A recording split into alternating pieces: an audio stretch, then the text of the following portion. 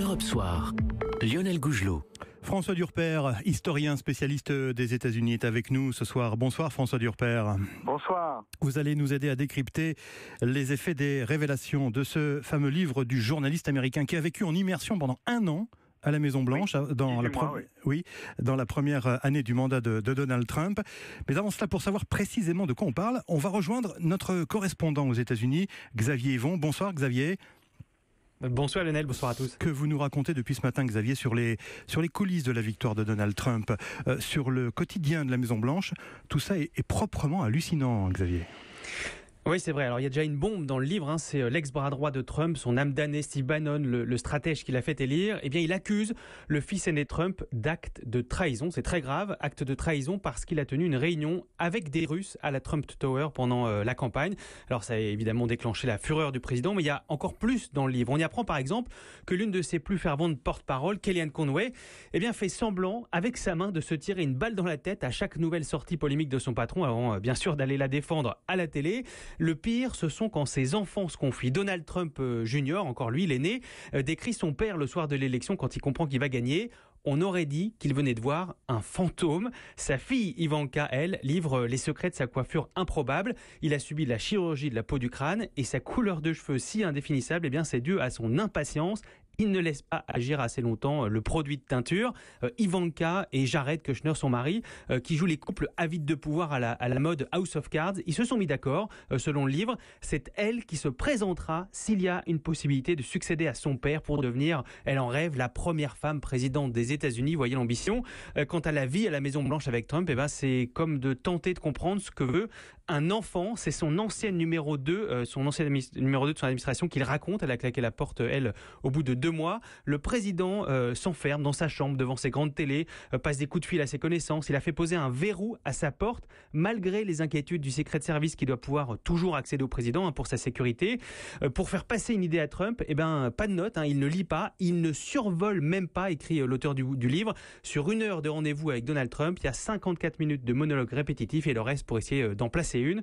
L'auteur, vous l'avez dit, a eu un accès incroyable à la Maison-Blanche, comme personne n'était capable de lui donner ou non des autorisations.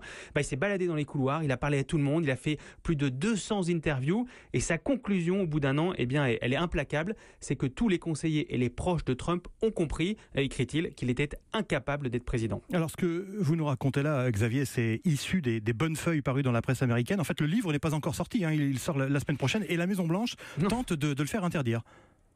Oui, c'est ça, il sort mardi prochain, mais vous avez compris, les premiers extraits sont tellement explosifs que les avocats du président ont demandé, il y a pas longtemps, à ce que le livre ne soit pas publié. Il serait, selon eux, bourré de contre-vérités et d'inventions.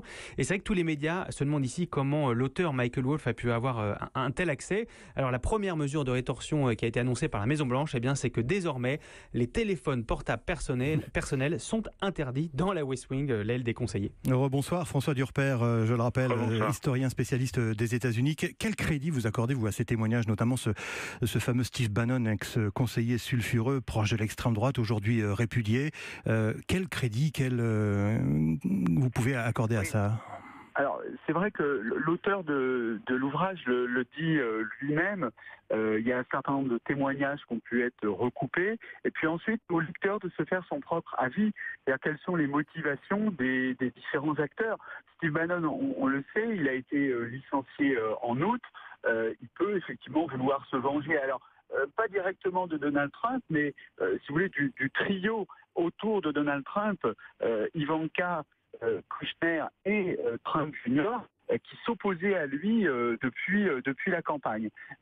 En même temps, c'est quand même un document intéressant et important. Au-delà du portrait qu'il fait de Donald Trump, c'est véritablement la rupture politique entre Donald Trump et Bannon, parce que même s'il avait été licencié en août, il y avait encore des liens, il s'appelait encore au téléphone.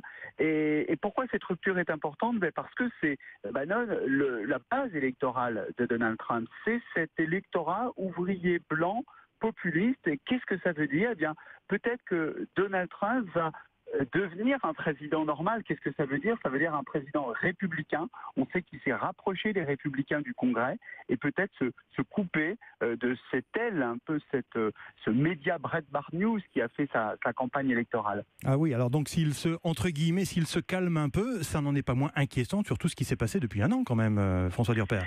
Oui, alors il y a effectivement le danger politique que constitue Bannon dans cet ouvrage, mais il y a le danger juridique. Et c'est bien pour ça que les avocats cherchent à faire interdire l'ouvrage, et c'est pour ça également que les avocats de Trump ont aujourd'hui envoyé une lettre à Bannon lui disant attention à ne pas continuer tes révélations, car sinon, eh bien, nous allons porter plainte pour diffamation.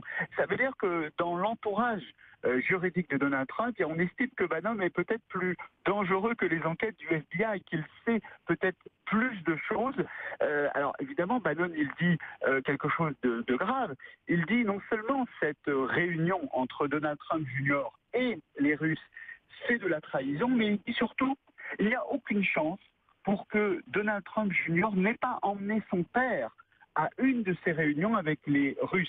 Donc ça, si vous voulez, c'est le nerf de la guerre, c'est la question de la collusion. Et c'est ce qui étaye donc les accusations de trahison. Exactement. La collusion. Alors, est-ce que Bannon le sait ou est-ce qu'il a véritablement les preuves de cela? On nous dit qu'il y a des enregistrements, hein. Oui, alors c'est justement ce qui va intéresser Robert Mueller, le procureur, tout à fait. Et d'ailleurs, on le voit dans les bonnes pages. Bannon cherche à se disculper par avance en disant « Moi, je n'y suis pour rien. Cette histoire avec les Russes, c'était ce trio infernal, Kushner, Ivanka Trump et évidemment Donald Trump Jr. Moi, je n'y suis absolument pour rien. D'ailleurs, je n'étais pas encore dans la campagne à cette époque-là. » Quelles répercussions cela peut avoir sur l'opinion publique américaine, François Durper? Alors, vous savez, un paradoxe, c'est que Donald Trump est déjà très impopulaire. Il est à 39% de popularité. C'est une solde de popularité, un différentiel de 20 points par rapport à Obama un an après. Mais en même temps, il a toujours eu des mauvais sondages, Donald Trump, pas empêché de gagner. Et puis, l'économie américaine va très bien. Et puis, Donald Trump a eu une victoire politique le mois dernier avec cette réforme fiscale. Il a réussi à avoir les républicains derrière lui. Je pense que ce qui est peut-être le plus important, c'est ce déplacement de plaques tectoniques, de plaques politiques autour de Donald Trump. Un Donald Trump qui peut-être va continuer à faire du Donald Trump, hein. On va continuer à voir l'écume de ses tweets, mais qui peut-être sur le fond, eh bien, va véritablement s'enraciner au sein des républicains conservateurs du Congrès et s'éloigner un peu plus de cette base nationaliste populiste représentée par Steve Bannon.